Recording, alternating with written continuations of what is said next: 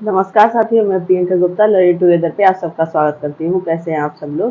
तो जैसा कि आप लोग जानते हैं, national education society for tribal society, ठीक है, वहाँ से एकलव्य मॉडल रेजिडेंशियल जो स्कूल है, वहाँ से आपके पहले पीजीटी और प्रिंसिपल की पोस्ट निकल चुकी हैं। अब नया नोटिफिकेशन आया है जिसमें टीजीटी और हॉस्टल वार्डन की पोस्ट निकली हुई है।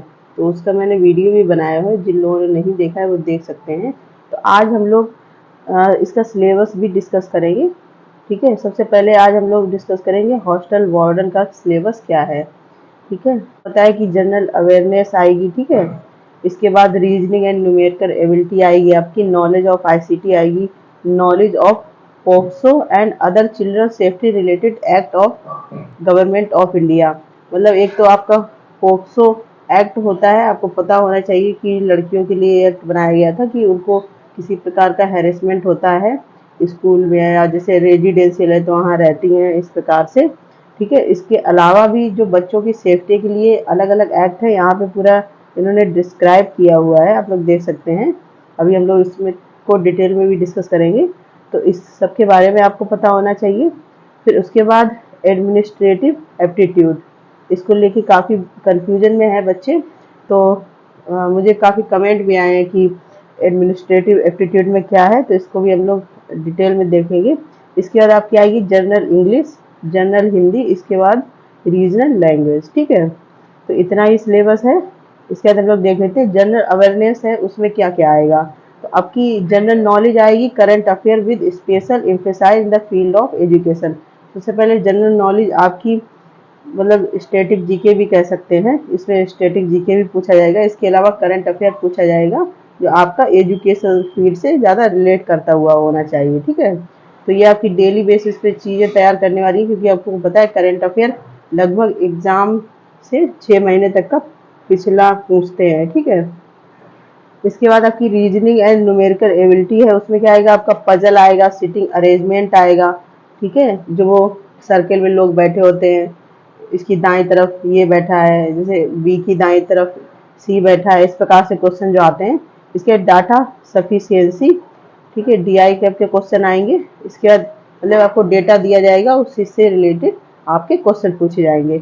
Statement based question, statement based question आएंगे जिसमें वर्बल रीजनिंग आपकी होगी। ठीक, इसके बाद इनइक्वालिटीज, ब्लड रिलेशन जो पूछा जाता है कि जैसे एग्जाम्पल के तौर पे आप लोग देख सकते हैं, पूछ लेते हैं कि उनके चाचा के मौसे के बेटे, या फिर पूछ लेते हैं कि वो फोटो है उनके दादा की है, उनके पोते की, इस प्रकार से ब्लड रिलेशन के जो क्वेश्चन होते हैं आप लोगों ने किए भी होंगे, रीजनिंग के सिंपल से क्वेश्चन। तो ये सब आएगा। इसके बाद सीक्वेंस एंड सीरीज, जो आपकी सीरीज और सीक्वेंस देते हैं, जैसे A B C D E दे दिया तो बीच में गैप कर दिया, फिर आगे कौन सा मतलब आपका आएगा, इस प्रकार से। ठीक है, और डायरेक्शन टेस्ट, जो आपकी दिशा से संबंधित क्वेश्चन होते हैं, जैसे आपकी पूरब दिशा है, पश्चिम है, उत्तर दक्षिण, इस प्रकार से जो क्वेश्चन आते हैं। इसके बाद assertion and reason, assertion reason आपके पूछे जाएंगे। वेन डायग्राम, जो ऐसे वेन डायग्राम, इस प्रकार से जो क्वेश्चन आते हैं। ठीक है, तो ये सब पूछा जाएगा आपका, रीजनिंग सिंपल सी ही है। इसके बाद हम लोग देखते हैं नॉलेज ऑफ आईसीटी। अब आईसीटी में आपका क्या क्या पूछा जाएगा, मैंने कमेंट सेक्शन में बताया हुआ है कि सबसे पहले तो fundamental of computer I system, मतलब कि कंप्यूटर के आपके फंडामेंटल जो जैसे हिस्ट्री वगैरह से क्वेश्चन, ये सब भी पूछे जाएंगे। इसके बाद बेसिक ऑफ ऑपरेटिंग सिस्टम, आपकी जो ऑपरेटिंग सिस्टम वर्क करता है, मतलब जब आप कंप्यूटर ऑन करते हैं तो कौन से ऑपरेटिंग सिस्टम पे वर्क कर रहा है, इस प्रकार से ये क्वेश्चन पूछे जाएंगे। इसके बाद एमएस ऑफिस आएगा। एमएस ऑफिस में आपका क्या आ जाएगा, वर्ड आ जाता है, एक्सेल आ जाता है, पावर पॉइंट आ जाता है। ठीक है, इस प्रकार से ये सारी चीज़ें। Keyboard shortcut and there uses, अब कीबोर्ड की शॉर्टकट कीज आपको पता होनी चाहिए और उनके यूज कैसे करने हैं, कहाँ पे करने हैं। जैसे फाइल को सेव करना है तो कंट्रोल+S की होती है हमारी। ठीक है, इस प्रकार से सारी की। Important computer terms and abbreviation, और कंप्यूटर के जो इम्पोर्टेंट टर्म है, जैसे आपका मान लो ALU दिया गया है। ठीक है, ALU की फुल फॉर्म पूछ सकते हैं, जैसे तो क्या हो गया, अर्थमेटिक लॉजिक यूनिट, इस प्रकार से आपकी फुल फॉर्म। ठीक है, लॉजिक यूनिट ALU का होता है। इसी प्रकार से बहुत सारे हैं जो इम्पोर्टेंट होते हैं उनके बारे में। इसके बाद कंप्यूटर नेटवर्क। अब कंप्यूटर नेटवर्क क्या होता है, जैसे आपका लैन हो गया, मैन हो गया, वैन हो गया, local area network, wide area network. जैसे पूछ सकते हैं कि एक ऑफिस में अगर नेटवर्क लगा है तो वो कौन सा नेटवर्क हो गया, ठीक है। Cyber security.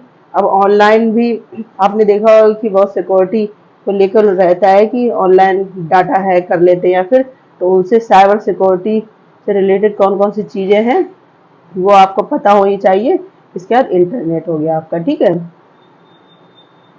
तो ICT में ये हो गया, आशा करती हूँ समझ में आ गया होगा डिटेल में। इसके बाद नॉलेज ऑफ पॉक्सो एक्ट, ठीक है। और भी एक्ट दिए हैं यहाँ पे। The prohibition of child marriage act 2006 में जो बना था। इसके बाद है आपका the protection of child from sexual offence act 2012। ये पॉक्सो एक्ट ही है जो यहाँ पे अलग से बात की गई, मतलब इसको आपको डिटेल पढ़ना है कि उन्होंने अलग से इंडिकेट किया है इस चीज को। The protection of child, the protection of children from sexual offence rule 2020 में जो आए हैं उनके बारे में भी। तो ये दोनों ही आप लोग देख सकते हैं पॉक्सो एक्ट से ही रिलेटेड है, एक जो 2012 में आया था और 2020 में आया था, ठीक है। इसके बाद है child labour prohibition and regulation act 1986, 1986 में जो चाइल्ड लेबर को लेके एक्ट आया था उसके बारे में। The immoral traffic prevention amendment bill 2006, जो 2006 में आपका इमोरल ट्रैफिक प्रिवेंशन अमेंडमेंट बने थी उसके बारे में। The commission of protection of child right act 2005, ठीक है। The right of children to free and compulsory education act 2009, जिसको RTE बोलते हैं। ये सारी एग्जाम में जितने भी टीचिंग के एग्जाम है लगभग सब में पूछा जाता है। The criminal law amendment act 2013। इसके चाइल्ड पॉलिसी कौन कौन सी है, national charter of children, child mortality rate, gender ratio, मतलब चाइल्ड मोर्टेलिटी रेट कितना चल रहा है 2023 का, 2020 का, जिस प्रकार से अलग अलग आपका होता है। तो इसमें ये सारे एक्ट आपके आएंगे, क्योंकि आप हॉस्टल वार्डन की पोस्ट पे अप्लाई करेंगे तो आपको इनके बारे में पता होना चाहिए, क्योंकि आपकी जिम्मेदारी होते हैं बच्चे, ठीक है। इसके अलावा भी चिल्ड्रन सेफ्टी को लेके कौन कौन से गवर्नमेंट ऑफ इंडिया के हैं उनके बारे में भी आपको पढ़ना पड़ेगा इसमें, ठीक है।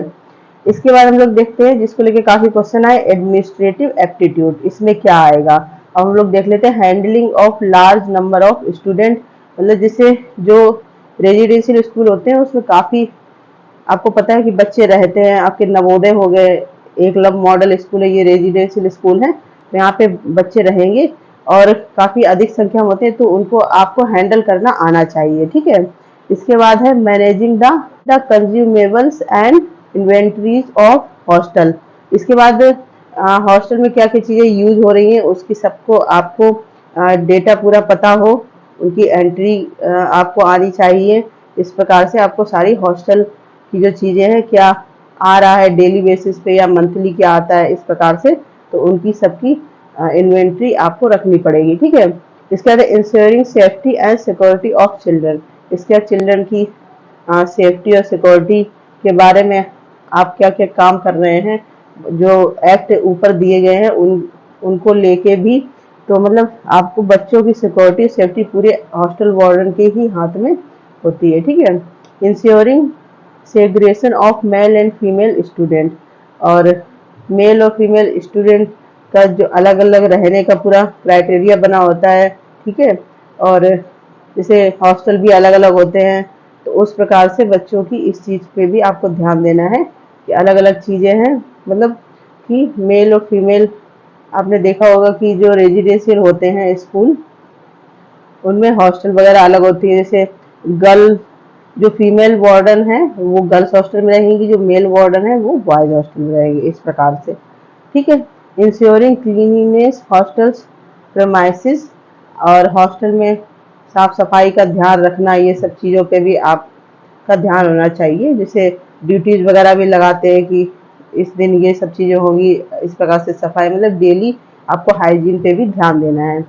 रिकॉर्ड मैनेजमेंट ऑफ चिल्ड्रन, इसके बाद बच्चों का जो भी मैनेजमेंट का सिस्टम है उसका पूरा रिकॉर्ड आप रखेंगे, ठीक है, तो आपको यहाँ पे अब समझ में आ गया होगा कि एडमिनिस्ट्रेटिव एप्टीट्यूड में क्या क्या चीजें हैं, यहाँ पे डिटेल में दिया हुआ है। इसके बाद हम लोगों की है जनरल इंग्लिश। उसमें क्या आएगा, वर्ब आएगी, टेंस आएंगे आपके, voice, subject, verb, agreement, articles, comprehension, fill in the blanks आपके पूछे जाएंगे। इसके बाद adverb, error correction, sentence rearrangement, unseen passages, vocabulary, antonyms, synonyms, इसके बाद ग्रामर, इडियम्स एंड फ्रेज। तो ये सब चीजें आपकी इंग्लिश में आएंगी। हिंदी में आपकी संधि, समास, विलोम शब्द, पर्यायवाची शब्द, सामान्य शुद्धियां, वाक्यांशों के लिए एक शब्द, मुहावरे, लोकोक्तियां, अपठित गद्यांश पर आधारित प्रश्न, ये आपका हिंदी का सिलेबस है। इसके बाद रीजनल लैंग्वेज के बारे में भी यहाँ दिया गया है। Basic grammar question like synonyms, antonyms, one word substitutions, error detection, special error, etc at higher secondary level. आपको लैंग्वेज आनी चाहिए, जैसे बंगाली, डोगरी, इंग्लिश, मतलब जहाँ पे लोकल एरिया में जो भी लैंग्वेज बोली जाती है, इनमें से यहाँ पे दी गई हैं 18 लैंग्वेजेस। तो इन ये भी आपको आनी चाहिए, क्योंकि आप हॉस्टल वार्डन के पद पे पोस्टिंग लेंगे जाके। ठीक है, तो ये आपका पूरा हॉस्टल वार्डन का सिलेबस है। इसको डिटेल में डिस्कस करने की कोशिश करिए। फिर इसके अलावा भी अगर आपको कोई पॉइंट में क्लियर नहीं है तो आप लोग कमेंट सेक्शन में पूछ सकते हैं। आपकी सारी क्यूरी सॉल्व करने की मैं पूरी कोशिश करूंगी। और इसी प्रकार के अपडेट और क्लास के लिए बने रहिए लर्निंग टुगेदर से। अगर आपने चैनल को सब्सक्राइब नहीं किया तो चैनल को सब्सक्राइब कर लें। इसके बाद हम लोग टीजीटी का सिलेबस भी डिस्कस करेंगे, उसमें जो भी अलग अलग सब्जेक्ट है सारे भर। ठीक है, इसी प्रकार जुड़े रहिए लर्निंग टुगेदर से। धन्यवाद।